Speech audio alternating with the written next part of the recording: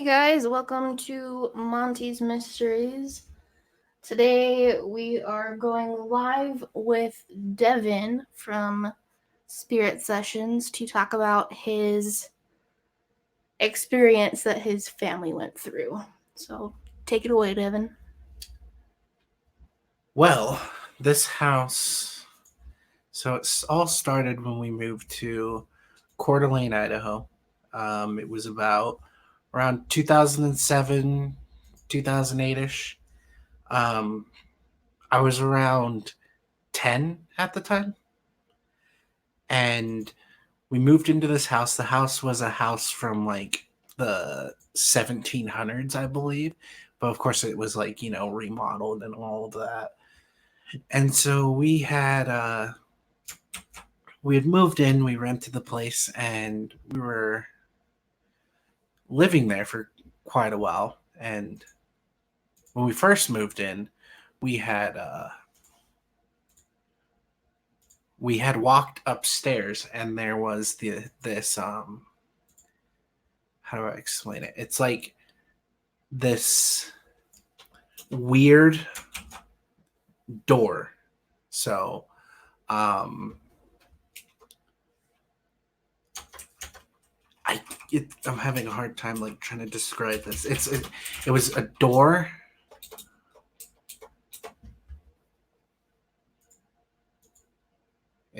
Go if you want to hit the X on that. Mm-hmm. Like no, back to your. Now hit the X right there. No. Oh, okay. Now try it, and it should say something different. Sorry, technical difficulties.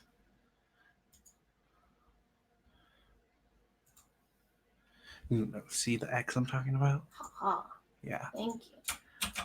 Sorry, that was like that should not have taken me. So it was throwing me off seeing that.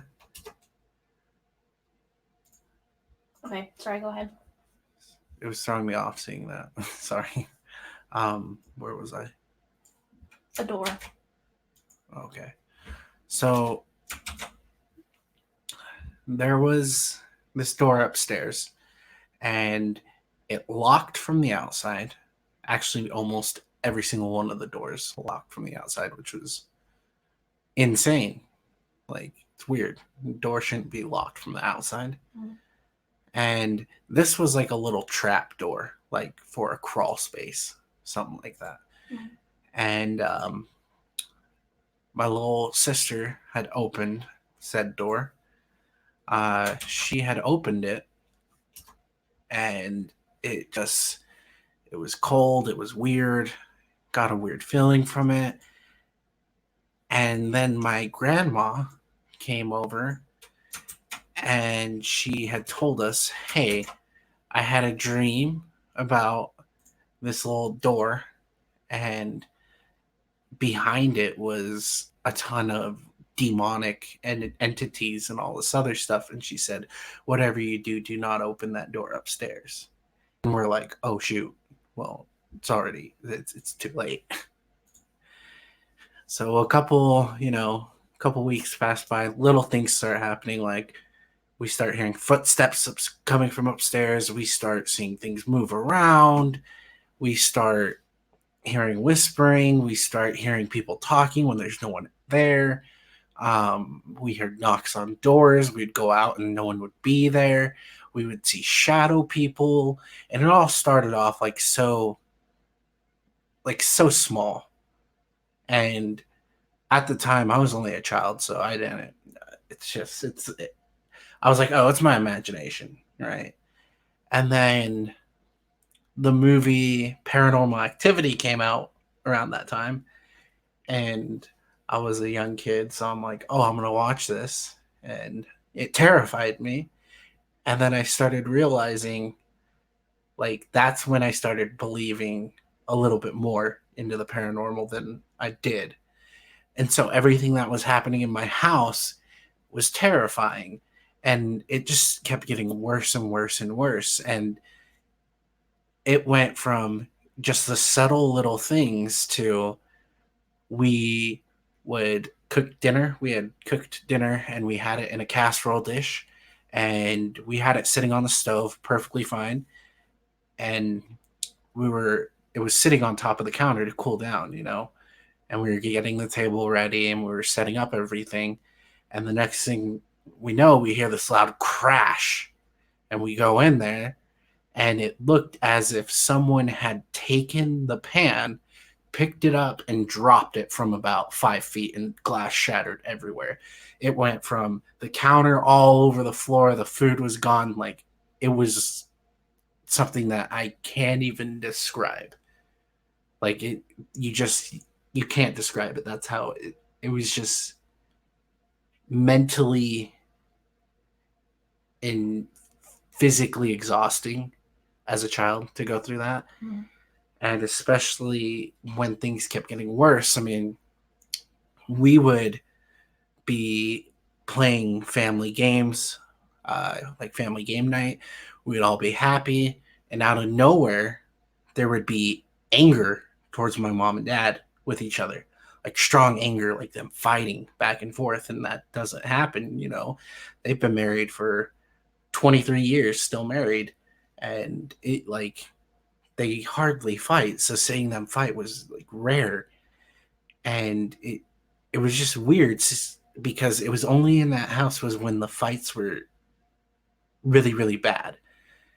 And one time, I'll never forget it because I saw it with my own two eyes. It was two things that happened in the matter of 2 minutes.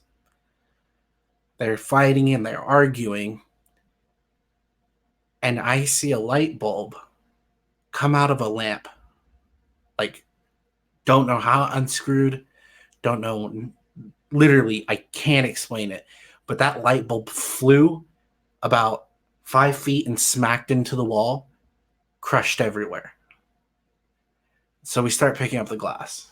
We're picking up the glass from the light bulb, and we're like basically in shock.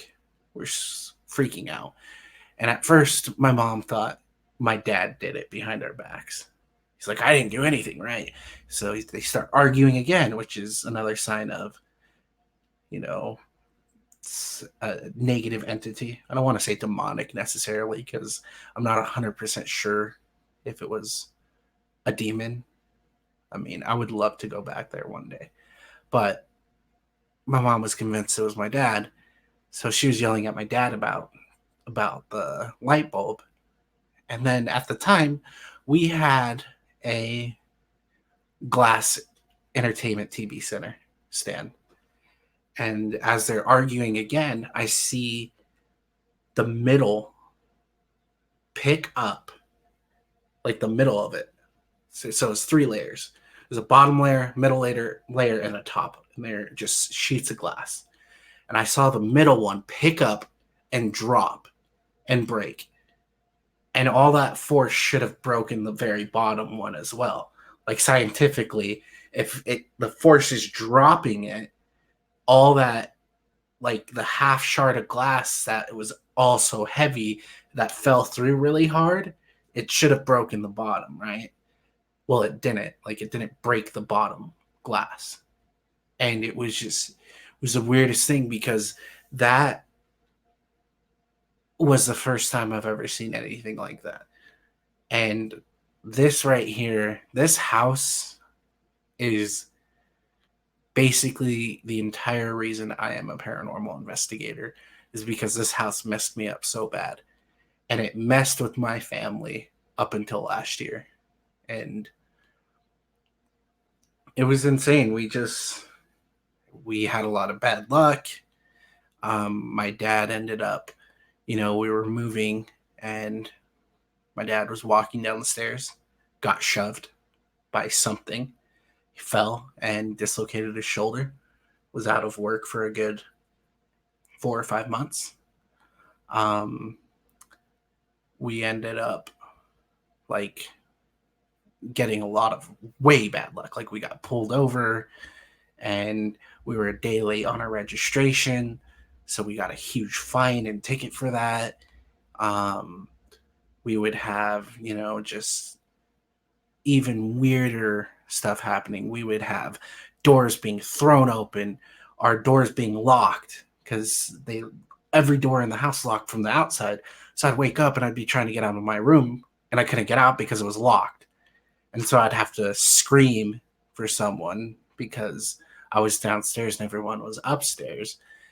And it like every single time it would always happen.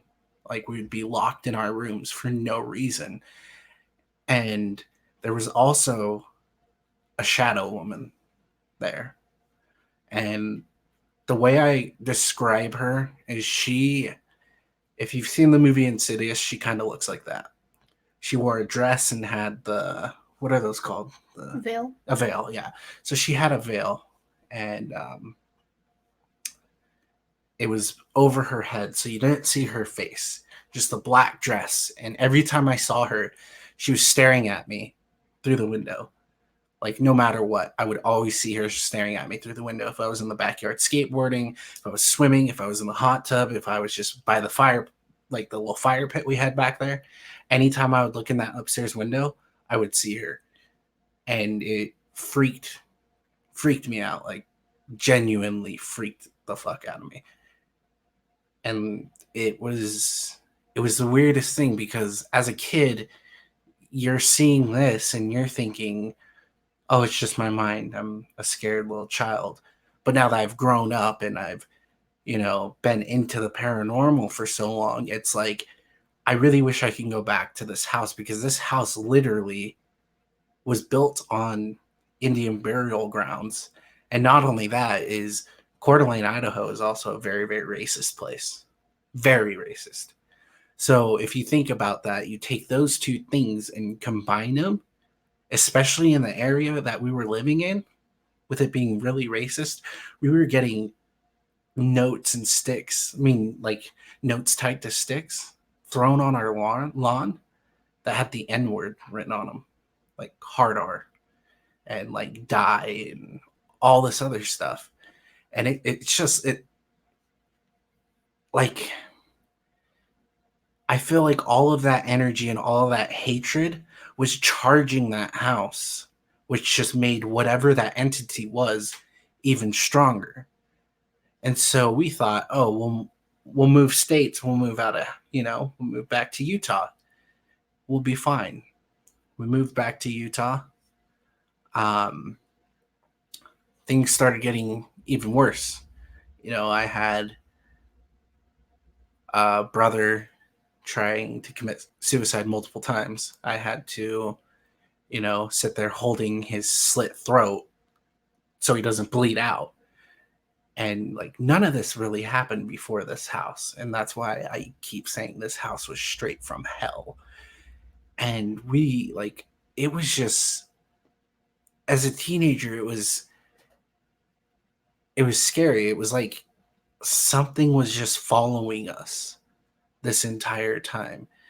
And like looking back from when I was 13 all the way up until now, this is 10 years, going back 10 years. So looking back, it's like I had so much stuff happen to me that I know now wasn't, like it was spiritual. It was a spirit or entity or whatever the hell it was. But we would have, we would have that happen. Again, bad luck. We'd lose cars. We would lose, my dad would lose jobs. He'd get laid off. He'd get a great promotion and we'd be doing good. And then out of nowhere, we'd get put down and he'd just have very bad luck. My mom and my dad, they ran into a dead body at Walmart and they had to experience that. And that was very traumatic for my mother. And she would always see the man who had killed himself in the parking lot. She would always see him in our house. And it, like after that too, I feel like that ramped up whatever entity followed us from that house because we started having even more crazy stuff happen. We started having like, I would say, I don't want to say possession because it's not like that bad. I would say it's more of like an oppression, like where stuff would be controlling everyone's thoughts. And it was to the point where it was breaking our family apart. And it was so weird. And, I kept having horrible, horrible luck in my life. My life was going to hell. I was not in a good state of mind at all. It was horrible. I was going through a lot. My family was going through a lot. And in 2015, no, 2014, we had moved into a new house. And this is in Provo. Um, we lived there for quite a while. Again, I started seeing the lady, and it was creepy, but I didn't think anything of it because I was just like, whatever, I'm trying to block this out of my mind. But I would see her, and sometimes when I would use the bathroom, I'd be closing the door, and as I'm closing the door, I would see like an old woman's hand come in through the door and peek through. Like I'd see it behind me in the mirror, and it scared the shit out of me. Like I was genuinely terrified. And at the same time, when I would see her, I'd get a huge whiff of like an old woman's perfume every single time.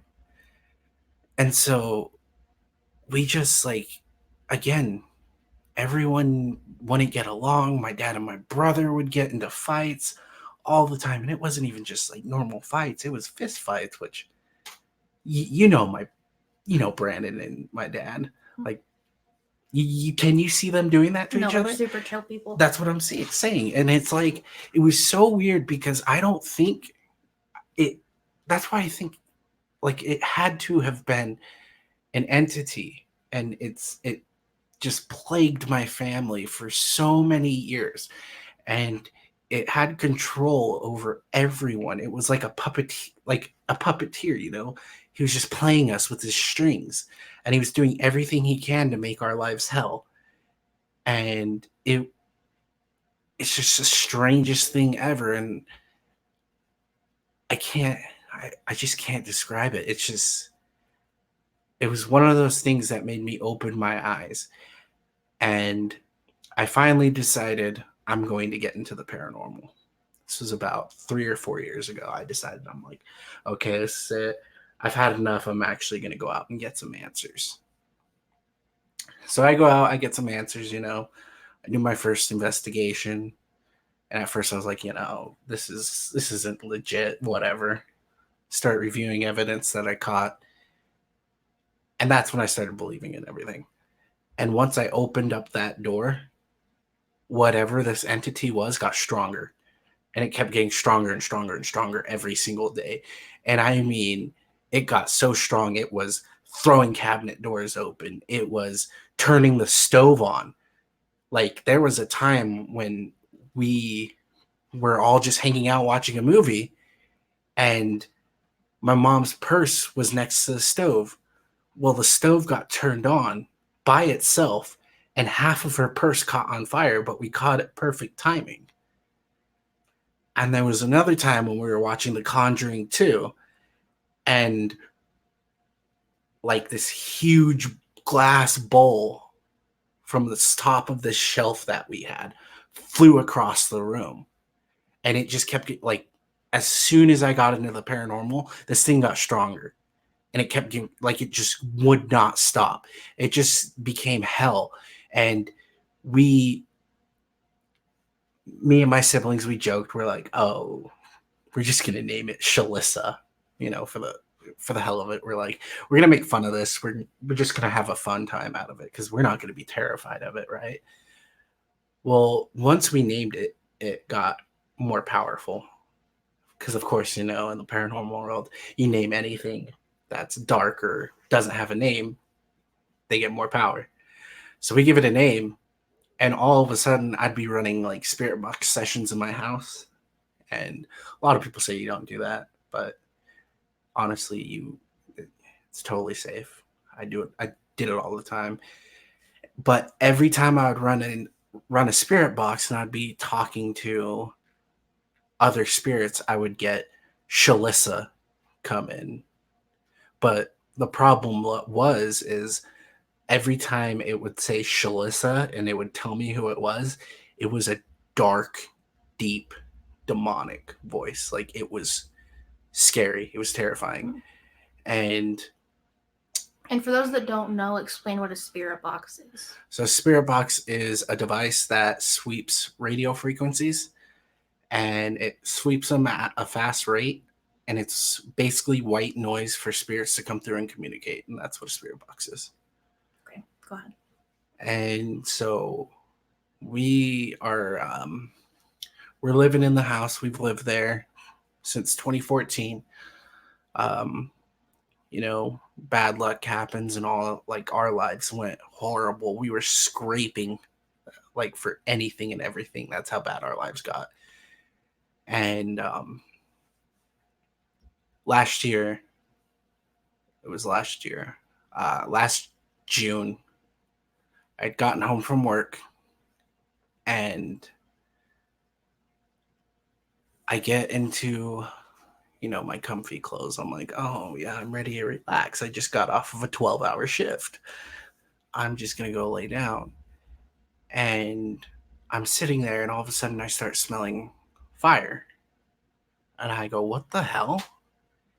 And so I look outside, and my entire backyard's on fire. And I was like, wait, what's going on? So I ran out front to look to see what, like, exactly what was happening. The half of my house was catching on fire in flames. So I had to run back inside and get, you know, my mom and my siblings out. And once I got everybody out, the house was a total loss, over $100,000 in damages. And to this day, the fire investigators, they don't know how the fire started. No one knows how the fire started. And I believe that whatever that entity was the reason for that fire. And it also, during the time we lived in that house, was when it was getting more powerful, when we named it the Shalissa. Forgot to mention this, and that's why I'm going back. I'm sorry, I'm all over the place, everyone. It's been a day. But so after we named it, my mom started getting really bad health issues. And before that, she was totally healthy, you know, very healthy, always wanted to be outside, you know, always wanted to go do things. And then she got very sick. She now has to be on permanent oxygen because of what this thing did. She's had heart attacks. She's had surgeries to replace her hips, knees. Like, that's how bad it got. Like, it was just causing hell and pain on my family. And then once that house burnt down and everything like burnt with it and no one knew how the fire started, I feel like once that happened, it finally closed off that chapter in our life and we finally got rid of whatever infestation we had, because it was something that followed us for years and years and years and years and years. And I couldn't figure out why, you know, my family was having such bad luck, and not just my family, like me too. I was having horrible, horrible, horrible luck. Like, up until this year, my life has been the fucking worst. And now look at me. I am the happiest person alive. And I really think that that house was a house from hell. And I believe there are a lot of trapped souls there. And I would love to find the owner of the house again and go back there one day. As dangerous as it is, I would love to go back there one day and investigate and get answers, not just for, you know, research, but for my own personal life. Like, for something that's affected me for so fucking long, I want to go back. I want to go back there. I want to step foot in that house, and I want answers as to what the hell that was. Because I know that there are a lot of trapped souls there. And the reason I know that is because of all of the doors locking from the outside. That's not normal. There's so much mystery surrounding that house. And I hope one day I can go back there. I hope I can finally get over my fears and find the owner and just investigate it, because I feel like that would help me a lot mentally, and it would get rid of a lot of the anxiety and stress that I go through daily, because it really, really messed me up, this thing. And that's the thing about spirits and anything in the spiritual world. You can't just go on thinking everything is good, because not everything is good. Everything you do in the paranormal world has a consequence, it has a price, takes a toll on you. And I cannot stress it enough. When you're out there investigating or, just doing it, don't go out there doing it for fun and making fun of it. Take it seriously, because literally it takes a toll on you, and I cannot stress that enough. If you are interested or you want to do the paranormal, do it right. Don't go out there making a mockery of it. Yeah. Just had to give a little lecture about the paranormal there. Yeah, it definitely needs to be said. A lot of people don't take the paranormal world seriously, and that's when things get messed up. And that's the thing, is a lot of people will go in and they will antagonize and what's the word? Provoke. Yes. I'll go and provoke, and I'll admit I've done it a couple of times, but that's the thing is I give spirits a chance. Like normal people, I give them a chance. I'm going to talk to you, and if you're nice to me, yeah, I'm going to be nice to you. But if you're an asshole to me, I'm going to be an asshole to you. And it's like, as in life, as in death. If that person died and they were an asshole, they're still going to be an asshole when they're dead. Mm-hmm. So, like, when I come out and I'm doing an investigation and someone on my team or you gets attacked or scratched or anything, that pisses me off. I'm going to antagonize it. I'm going to provoke it to come after me and no one else. I think that's probably why I have a lot of, foggy mental issues that is there. And it sucks, but I could never stop doing it. It's something that's just, it's stuck with me. I'm going to be doing it for the rest of my life. I'm never going to stop, no matter how hard it pushes me, no matter how mentally challenging it is. I'm still going to do it. And especially house calls too. Like, if there's people who need legitimate help with a house call, that's why I'm doing this. I'm doing this to help anyone and everyone. And this is just my story, basically, on why I started investigating and why I started looking for spirits and looking for answers, because my life has been a fucking train ride. I'll tell you that. Not a train ride. Train wreck. Train wreck. Jesus. It's been a fucking train wreck, and it's spirits, man. They can do a lot of damage. A lot of emotional damage too, which is like when I first started dating Devin, I was going on investigations with him, and I did not expect the emotional, what's the word? Punch. Yeah, basically, like you get a paranormal hangover, what we call it, and it affects you emotionally, physically, everything. And so that's one thing that I did not expect. And that's why, like, when you want to investigate too, is you always want to go in with the right mind. Because if you're not in there, like, if you're already like feeling mixed emotions, you don't want to go out. And that's why I haven't been out recently. Because they will play on that. Because they'll play on it a lot and use it against you. Use it against me, because it happened up at Elsinore. Mm-hmm. I was messed me up, and I'm still messed up. Still trying to recover. So I'm hoping I can go out again soon because I love it. It's just so much fun. Minus demons. Yeah. They're scary. Yeah. But there will be a show on Amazon Prime called Spirit Sessions that Devin will be creating. That's coming out early next year, so keep an eye out for that. You'll go along on our investigations with us. I'll be there. Devin will be there. The paranormal girls will be there. It'll be great.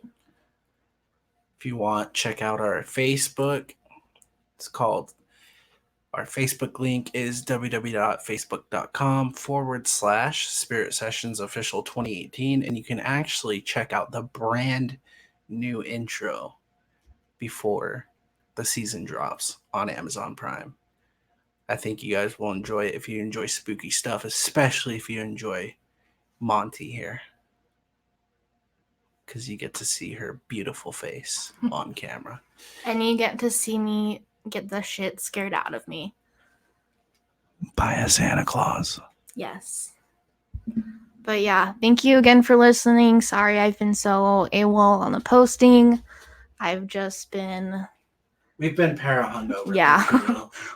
Yeah, definitely. We're still recovering from Elsinore. But we will get back into it soon. There will be still episodes every week at 5 p.m. Mountain Standard Time. Check out our Facebook. We're on Tumblr now as Monty's Mysteries and Instagram. And so give us a follow. Don't forget to buy your merch. Yes, we have merch now, and that will be posted on the Facebook page. Would be an awesome Christmas gift. And let us know if there's any specific topics you want us to talk about. We will be talking about Krampus on Christmas. So watch out for that. And we love you guys so much. Shout out to Jackson. You're cool. Jackson, I love you so much, bro. And we love you guys. Stay spooky. Peace.